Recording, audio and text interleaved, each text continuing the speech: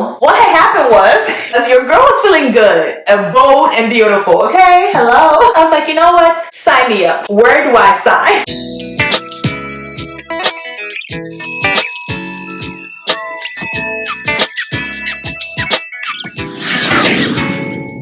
Hello friends, welcome back to my channel. If you're new, once again, my name is Priscilla. I am a new Seattle-based flight attendant working with a major US airline company. And on today's video, I will be sharing with you all a story time. Story time! But before I move on to today's video, once again, if you're new, I do have 3 playlists in the description box below. One on how to become a flight attendant, where I share my journey on how I became a flight attendant from start to finish, from the beginning till the end. Secondly, I have another playlist on my flight attendant training experience.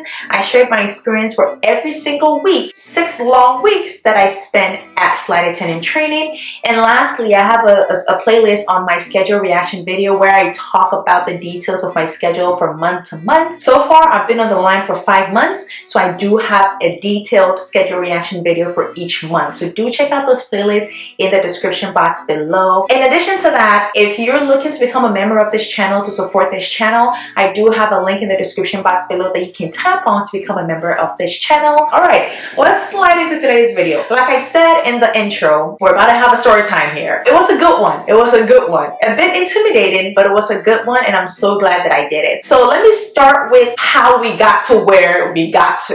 Let's start from there. Let's start from the beginning. For the month of August, I picked up an Amsterdam trip. After I moved things around, I was able to pick up a 3-day trip, which was to Amsterdam. And your girl was happy to go to Amsterdam because, first of all, I thought we were going to go to the same layover destination that we went to the first time I went there. Secondly, I was looking forward to that food. Like the food that I was looking forward to that restaurant opposite the Chinese temple. That being said, your girl picked up the trip, and then obviously the day arrived, I went for my briefing, and while we're at briefing, that's when we decide on which positions we want to work on the plane. And each position you pick comes with its own duties and responsibilities. So I wasn't the most junior on this flight. There was one other person below me. By the time the sign-up sheet got to me, there were 2 positions available. Each position has its own responsibilities. Ultimately, the core responsibility of the two left person was to work, or you are in charge of the mid galley. This aircraft has a mid galley where it's after D1, and then it's right before DPS, and then it's literally at the door where we're boarding through. So you're in charge of that galley. So essentially, you're working galley for the 34 passengers in D1, okay? And you're working alongside the purser and everything. And one left center, I believe it was one left center. I should have checked this, but I didn't because it's not relevant to my story time. But you are responsible for assisting the service leader, who is the galley person for the main cabin of over almost 200 people in the back there, okay? So what had happened was, as your girl was feeling good, I was feeling good and bold and beautiful, okay? Hello? And I was like, you know what? It is my second time working an international trip, or in this case, a transoceanic trip. You know, it's my second time. The opportunity to work galley has presented itself. Why not do it? I was like, you know what? Sign me up. Where do I sign? I wasn't the most junior, so I could have simply just picked the galley assist and just help the service leader in the back there. So I boldly chose to be the mid-galley person. And I was like, you know what? I haven't done this before. I've done galley on domestic trip, but it's totally different from doing galley on an international or a transoceanic trip. Aside from the fact that you have so much to deal with, it is crazy, girl. It is crazy. But I was like, you know what? Let me challenge myself today. Let's do the do, okay? So I signed up for it, and honestly, I was so glad I did. I was so glad I did. First of all, I got it over and done with, so I don't have to, the next time I do it, it's more so just perfecting whatever it is that I have learned and figuring out more stuff. Secondly, because I was gonna end up doing it anyway, and I was glad I did it this time because of the crew that I work with. I have not been doing international trips. Like, some of my colleagues have been picking up international trips back to back.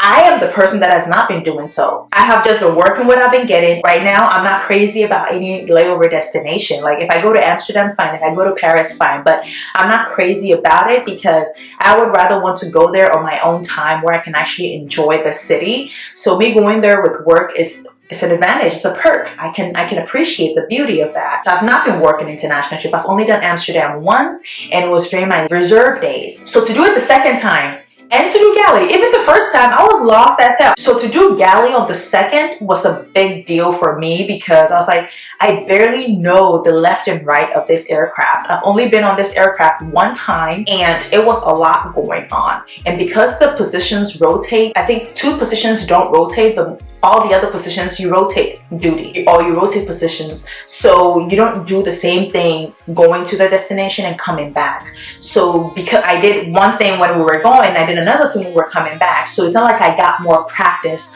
with one position. I got to do 2 different positions on just one trip. So it's not like I've got enough of experience of understanding this aircraft and how it works and how where things are, among other things. But your girl was once again feeling bold. Essentially what I did was I was primarily in charge of the meals for D1. So, and D1 has like 34 passengers. It's not like your typical domestic trip where you have like 20 passengers in first class or something. Like this one has 34. And mind you, I've never been flight lead. I haven't worked flight lead yet. So I haven't been in charge of like meals and working first class or anything. So literally, I was a virgin to the process. Let's just put it that way. I was new to be on this international trip and to work GALLEY and to do all those duties all at once. I feel like I'm ready for flight lead. Sign me up. Where do I sign? So yes, once again, the main responsibilities of that person is to get the meals, make sure we have the correct count of meals, aside from passenger meals, our meals, and they can serve 2 meals. Aside, it's like a whole course, like 4 or 5 course meal situation there. Plus they get breakfast and dinner. So you're in charge of making sure all of that is good to go. Plus the beverage carts, making sure the flight attendants have what they need. And it was a lot. It was a lot. It was definitely a workout. Like it was a lot. It was a lot. Like I'm not lying. I'm not here to sugarcoat it. You have to have a certain level of temperament and understanding and personality to be able to be successful, even though you don't know what you're doing. And as I've always said on this channel, training sets us up for emergency situations, but when it comes to service delivery, it's something you have to learn on the job. So me putting myself there, even though I have an idea of the resources and where I can go to find A, B, C, D, in the moment, you don't have time to refer to your resources. It's go, go, go. So once that happens, you have to rely on the crew and the people you're working with. My overall feedback was that, first of all, I had an amazing crew. My crew, like I know I've been saying this a lot, but I have honestly been fortunate and super lucky that I've been working with really great crew members, like especially with this rotation, working international my very first time and being the GALLEY person. It was crazy. It was crazy, insane, and I don't know why I did it, but like I said, I was feeling bold in that moment. And the crew was amazing. The purser was amazing. Like the crew members, the aisle assist, the flight attendants that were working the aisle. Because even at some point after briefing, our plane was not ready. So as we were seated in the airport, the purser asked me if I had done this before, and I was like, you know what, I haven't done it before, but it's my first time, and it's literally my second international trip. So I know it's going to be hard, but I do want to do it. And then one of the flight attendants were like, you know what, if it's your first time, if you want, I can do it, and then you can learn from what I do. And I was like, you know what, that's a really good offer. And it's tempting, but let me do it, and then I'll just rely on the support, or I'll count on the support that you all can give me. That way I can learn, because you won't learn until you put yourself out there. You have to do it in order to learn. Like you can just stand by and just watch. That's good, but it's not good enough. And then once we got on the plane and we started, they were amazing. They were amazing. And in that moment, I was so thankful that I took the initiative to do it, because this was the perfect opportunity for me to learn this role. And I'm so glad that I did it with the people that I did it with. It was a lot. It was a lot. I'm not going to lie, but I'm so glad I did it. I'm super glad I did it. I'm so glad. The crew were 10 over 10. They were amazing. My second feedback is that sometimes you just have to put yourself out there. You have to challenge yourself, you know, because you never know when you will be actually forced to do it, where you would have no choice but to do it, and possibly have no support while you're doing it. So to get that opportunity and to get the support that I did, it was like perfect timing. So I'm super glad I did. It was a great and a huge learning opportunity for me. My third feedback also is that it was definitely a workout, both physically and mentally. mentally, because a lot of the things I don't know or I'm not used to. Because remember, the service delivery on international flights, specifically transoceanic flights like Amsterdam, Paris, London, Europe, Africa, wherever, the service is very different. Like, you're given meals, like 4-course, 3-course meals, among other things, with several variations of dessert, and so much more is going on. So there's so many things that are different from the service that we provide on those trips compared to domestic trips. So if you've only been doing domestic trips, when you do start doing those trips, it's definitely a shift and a change. So for me to have done it only once, only be exposed to it one time, because when you go to training, they don't expose you to that in its detail. So me working that first Amsterdam trip was my first exposure to the reality of working international, or specifically transoceanic trips. And to do galley right afterwards, I was already trying to figure out how to work the basics, let alone take up a role that is so critical to the success of the overall experience for customers. So, and to work D1, that's like premium first class. That's a whole different energy altogether. But it was a workout mentally, and it was a workout physically, because you're moving things, you're pushing things, you're counting things, you're looking for that, you're giving that. Plus, I'm also serving as well. So I'm also interacting with the customers as well. Myself and the person, we serve the main course, like the entree, we serve that. So as I'm working in galley, I'm also going out to interact with our premium first class passengers and serving them as well. So it's definitely a lot. But once I was done, I could feel the physical workout and the mental stress as well. So just prepare yourself for that. Have the personality or the energy of somebody who's willing to learn and be open to taking feedback. Put your ego in your pocket somewhere. Like, put your ego in your carry-on bag and zip it up and keep it in that bin. Like, don't be there trying to, no power play, power struggle. It's unnecessary. So you also have to be open to learn and take feedback as well. And I think that's one of the reasons why I became super successful, was because I was very open, and I was very cordial, very down to earth, and very open to taking feedback and learning and taking information in as well. The last feedback I want to share is that it wasn't easy, but it was definitely doable, and I felt lost for the most part. But because I had people working with me, or on a crew that were good at giving direction. So to an extent, you do also have to know what to do, but sometimes you know what to do, but you don't even know when to do what you need to do. So it's good to have people there that will direct you and show you the lay of the land, and I had that. So I was so super appreciative. Like, I can't tell you guys how much I was so grateful for the opportunity. Above all, I will say, don't be hard on yourself. Like, do not be hard on yourself.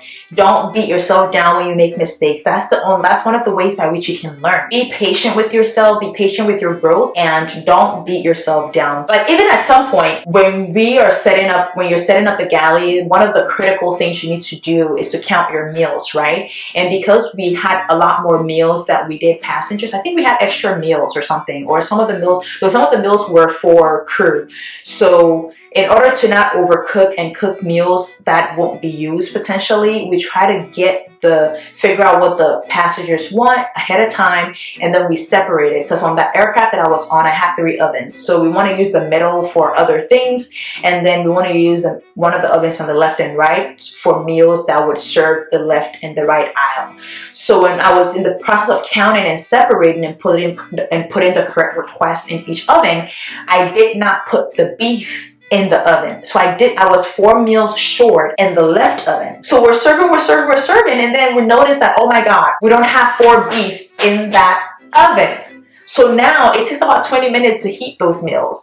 So then we're losing essentially 20 minutes just to cook those meals for those passengers. But luckily it was only 4 passengers. But even through all that, the temperament of everyone was still pretty chill. They understood the fact that I was new. I was still trying to figure things out. As I would have felt so bad, because we all know that if you don't count the meals, don't play with the meals. You can play with everything, but do not play with the meals on the aircraft, right? And to have that happen, oh my God, I felt so bad, but the energy was so good, and we were able to move past that. I still got it ready. Immediately it was ready. I was like, you know what? Let's dish it out and let's go. But even with making that error, we're serving 34 people. So even with missing those 4 meals, I still didn't feel bad about it. I didn't beat myself up. I kept pushing. I kept going, because you have to keep going. You can't just you can just dwell on that one thing that you got wrong or that negative thing that happened. So you got to keep going and don't beat yourself up too. Like, take it easy on yourself. And the last thing that I do want to say is that if you do get the opportunity to do it, do it. Like, even if you're new, I mean, if it's your first time doing international, it might be extremely hard. For me, it was my second time, so at least I had an understanding of where things were.